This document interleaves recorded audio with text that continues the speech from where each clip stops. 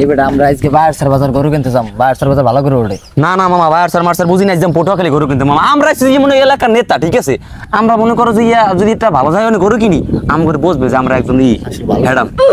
এই ওরম করলে কেমন? গ্রামে তো ভালো গরু আছে, কমটায় ভালো গরু পাম। ল গ্রাম সাইড একটু দেখি। গ্রামে কি দালাল টালাল আছে? দালাল টালাল থাকতে পারে। দেখিল। আচ্ছা আরে দাদার আমলের গরুটা বেচছিলাম, তাহা এমন একটা জিনিস, তাহা কিছুই রাখে না। শেষ আজকে ওই দাদার বাইরে একটু ডাক্তার দেখামো, গরুটা বেচছিল লাগে। হ্যাঁ ভাই ঠিক আছে ঠিক আছে, 5টা গরু লাগবে, 5টাই দেওয়া যাবে, সমস্যা নাই। কি খবর দাদা, কেমন আছেন? আলহামদুলিল্লাহ, আল্লাহ পাক রাখছে। বলো, তোমার তো চেনা চেনা লাগে, তুমি সোয়ে না? হ্যাঁ চেন। দাদা এত সুন্দর গরু কই পাইলা? দাদা কইেন না, গরু এটা খড়ের গরু, দাদার আমলের গরু বেচছিলাম। আচ্ছা ঠিক আছে, ভালো কুরবানিও হবে, সিং ভালো আছে, আল্লাহ নামলে পাল কালার ঠালারও ভালো আছে, ওলানো বড় আছে। হ্যাঁ দুধ ভাই রে ভালো, আলহামদুলিল্লাহ। তা এখন কয় টাকা বেচতে চাও? ভাই এটা হইলে নেপালি গরু, বুঝছেন, এটা দাদার আমলের গরু, কিন্তু এটা মা আছে এখন। এটা হইলে ছাও বেচতে বেচতে এই পর্যন্ত আইছে। এটা হইলে গেছে বছরে ছাও ভালো দুধ দেয়, 3 সের দুধ হইবে একেবারে ভরপুর। কুরবানির গরু তো দাদা বেচছিলাম। দেখছেন তো ঠেয়ার কথাটা, আমি এটা ভালো মন্দ কইছি। গরু দেন, গরুর দাম 2 লাখ টাকা দিছি দাদা, বুঝছেন। 2 লাখ তো দাম দিছেন।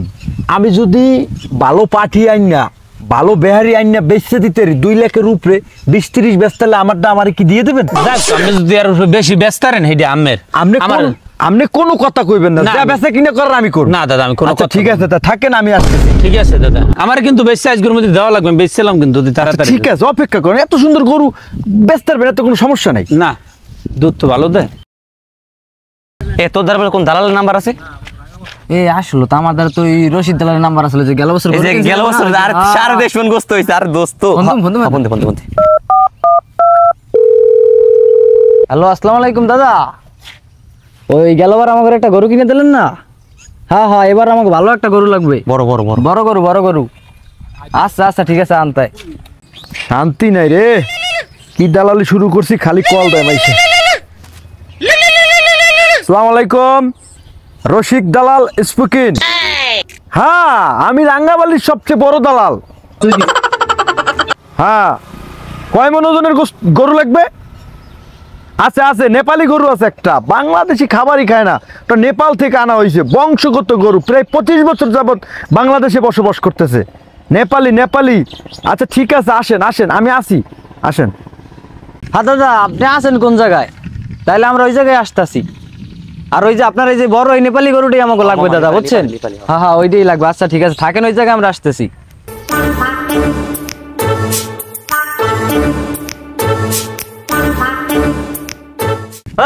আসসালামু আলাইকুম। আরে বাবা আইসো, আওয়া গরু দেখতো, এই আছে, আওয়া এককালে ডাইরেক্ট নেপালি গরু তো সেটা। দাদা ঢাকা কারণ বাজার তো বেহারি লইছি। লাতিমাতি মারে? না আরে ভাই কিচ্ছু দেখতে হইবে না। আরে ভাই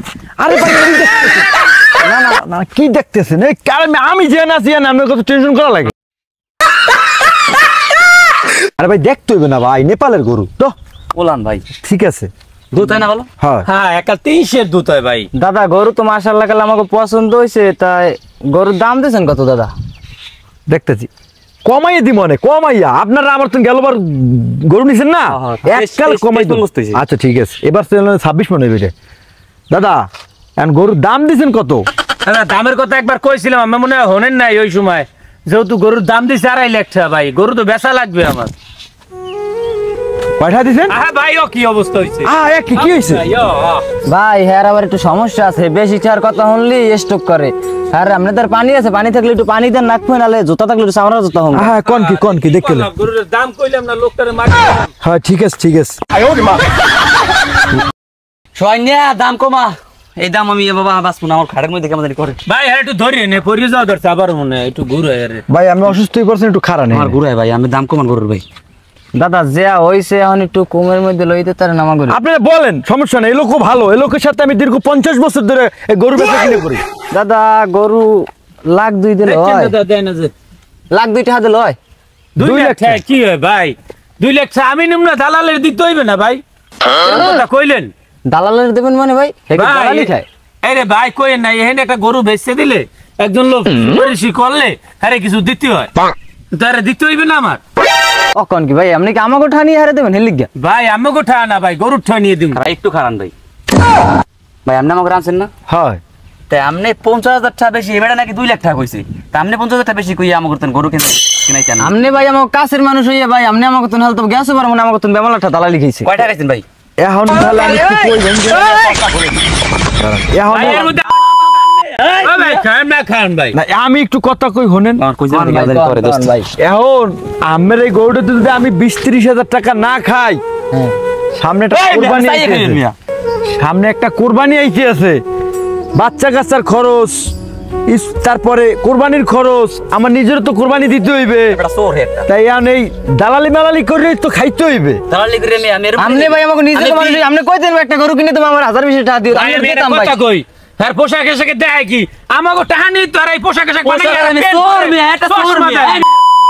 আমি মিয়া গরু দেন ভাই যা কোন ভাই এই আমাকে না, জান আপনি লাগবে না জান ভাই আপনার মতো দালালি লাগবে না আমি একটা জিনিস ভাই এই গরু কিনেন না ভাই এই গরু বাংলাদেশি নেপালি না ভাই এই গরু কিনেন না ভাই কিনেন না কি একটা দালালি শুরু করলাম খাইয়ে পড়ছিলাম পেরাই ধরা শান্তি নাই কট্টা খাইলে আজকে মাথার আড্ডি কুড্ডি ভেঙে লাইতে ডাইরেক্ট আল্লাহ বাঁচাইছে আমার দালালি লাগবে না আমি যাই গিয়ে এখন যেরকম আসলাম হেরমি ভালো আসলাম ওরে বেটা গরুটির কেমন করছ তার গরু বেশ দালাল দুলাল আইয়া উস, যা গরু মরুটি লইয়া আমি করছি বেতালে এই গরুটির বেচাই লাগবে না দালালে খাইছে দেশ দালাল গেছে ধ্বংস এই দালালি খাইলি যা গরু বেশ না গরু খরে থাকবে এবছর কুরবানি কোনো গরুই বেচবো না যাক এবছর লস হয় হোক কুরবানি বেচা লাগবে না এই গরু এই গরুটির বেচতে বেচতে আমার কাছে জীবনটা শেষ হইয়া আজ দালালে খায় টাহা টাহা ওই যে আমার পকেটের পরিশ্রম করে আমি এই গরুর বিলে নিয়ে ঘাস খাই উপরে পড়িয়া গরুর লোকে লাগে আমারও ঘাস খাওয়া এই গরু লই আমি পরিশ্রম করি এই দালা লেখা আমার টাহাই গরু বেচবো না থাক যা বিলে যে ঘাস খা যা এভাবেই আমাদের আশেপাশের গরিবদেরকে ঠকিয়ে দালালরা